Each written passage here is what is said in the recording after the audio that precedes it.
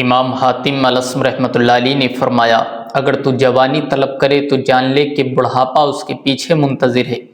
یہ کتنی بڑی حقیقت ہے۔ انسان جب جوانی میں داخل ہوتا ہے تو اسے لگتا ہے کہ یہ طاقت ہمیشہ رہے گی، یہ حسن اور یہ قوت کبھی کم نہیں ہوگی، اور وہ خواب دیکھتا ہے، تمنائیں باندھتا ہے، غرور میں چلتا ہے۔ لیکن حقیقت یہ ہے کہ بڑھاپا اس کے پیچھے خاموش قدموں سے آ رہا ہوتا ہے۔ آہستہ آہستہ وہ جوان جسم کمزور ہو جاتا ہے، بال سفید ہو جاتے ہیں، جوڑوں میں درد آ جاتا ہے، آنکھوں کی چمک دھیمی پڑ جاتی ہے، اور پھر وہی انسان جو کبھی اپنی جوانی پر نازا تھا، آئینے کے سامنے کھڑا ہو کر اپنی بے بسی پر غور کرتا ہے۔ یہ حقیقت ہر ذی عقل کو سوچنے پر مجبور کرتی ہے کہ جوانی عارضی ہے اور بڑھاپا لازمی ہے۔ امام حاتم الاسم رحمۃ اللہ علیہ فرماتے ہیں، اور اگر تو مالداری طلب کرے تو فقیری اس کے پیچھے ہے۔ دنیا کا ہر انسان دولت کے پیچھے بھاگ رہا ہے، کوئی صبح شام محنت کر رہا ہے، کوئی حرام اور حلال کی پرواہ کیے بغیر مال جمع کر رہا ہے، لیکن دولت کی حقیقت کیا ہے، اس کی ریئلٹی کیا ہے؟ جتنا مال بڑھتا ہے اتنی ہی محتاجی بڑھتی ہے۔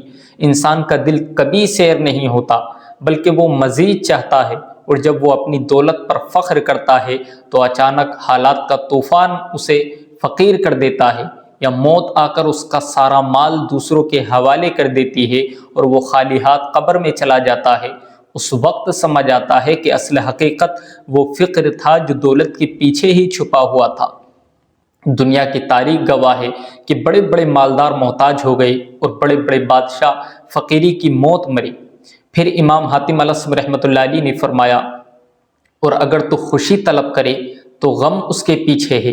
انسان کی سب سے بڑی خواہش یہ ہے کہ وہ ہمیشہ خوش رہے، غم اس کے قریب نہ آئے، اس کی زندگی مسرتوں سے بھری ہو۔ لیکن یہ دنیا خوشی کا گھر نہیں، یہاں خوشی لمحاتی ہے اور غم اس کے پیچھے سایہ بن کر کھڑا ہے۔ بچہ پیدا ہوتا ہے تو ماں باپ خوش ہوتے ہیں، لیکن پھر پرورش کے مسائل، امتحانات، پریشانیاں ان پر حاوی ہو جاتی ہیں۔ شادی کے وقت ہنسی اور مسرت ہوتی ہے، لیکن چند سال بعد جھگڑے، آزمائشیں اور غم دروازے پر دستک دیتے ہیں۔ کوئی دولت پا کر خوش ہوتا ہے تو پھر اس کے چھن جانے کا خوف اسے غمگین کرتا ہے۔ حقیقت یہی ہے، ریئلٹی یہی ہے کہ دنیا میں کوئی خوشی مستقل نہیں، ہر خوشی کے پیچھے غم کھڑا ہے، جو کبھی دیر سے اور کبھی فوراً آ کر زندگی کا رنگ بدل دیتا ہے۔ پھر امام حاتم الاسم رحمۃ اللہ علیہ نے فرمایا، اور اگر تو صحت طلب کرے تو بیماری اس کے پیچھے ہے۔ انسان چاہتا ہے کہ وہ ہمیشہ تندرست رہے، کبھی بیمار نہ ہو، لیکن یہ کائنات کا اصول ہے کہ صحت کے پیچھے بیماری منتظر رہتی ہے۔ انسان لاکھ پرہیز کرے، بہترین کھانے کھائے، اچھی دوائیاں استعمال کرے، لیکن ایک نہ ایک دن بیماری آ کر اس پر غالب ہو ہی جاتی ہے۔ دنیا کے بڑے بڑے پہلوان، طاقتور حکمران اور خوشحال انسان بھی بیماریوں کے بستر پر پڑے رہتے ہیں۔ ہاسپٹل بھرے ہیں ان لوگوں سے جو کبھی اپنی صحت پر بڑا ناز اور فخر کرتے تھے، لیکن آج وہ محتاج دوا ہیں۔ یہ منظر ہر شخص کو یہ بتاتا ہے کہ دنیا کی صحت عارضی ہے، بیماری ہمیشہ اس کے پیچھے کھڑی ہے۔ پھر سب سے اہم اور سب سے بڑا قول امام حاتم الاسم رحمۃ اللہ علیہ نے فرمایا، اور اگر تو زندگی طلب کرے تو موت اس کے پیچھے ہے۔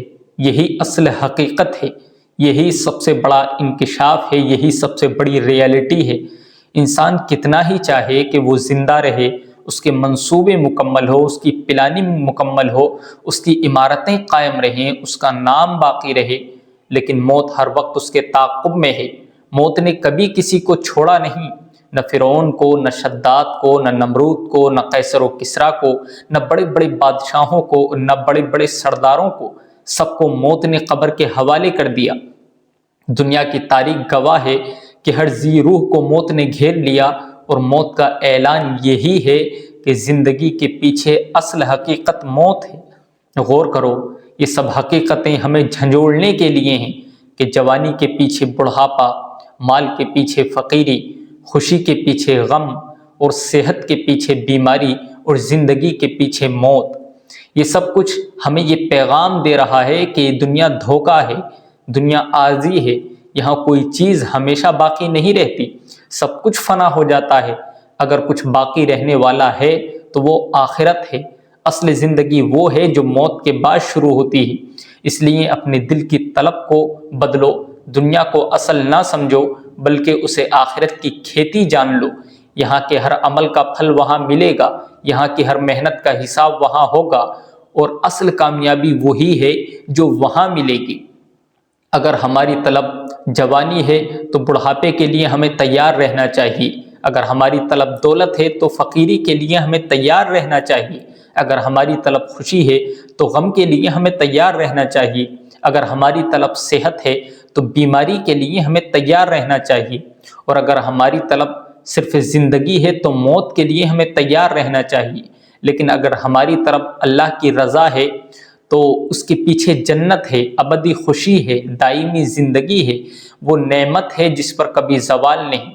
یہی وہ مقصد ہے جو امام حاتم الاسم رحمۃ اللہ علیہ کے قول میں پوشیدہ ہے، اور یہی وہ پیغام ہے جس کے لیے انسان کو اپنی طلب کا رخ بدلنا چاہیے، دنیا سے آخرت کی طرف، فانی سے باقی کی طرف، دھوکے سے حقیقت کی طرف۔ اللہ ہم سبھی کو عمل کی توفیق عطا فرمائے۔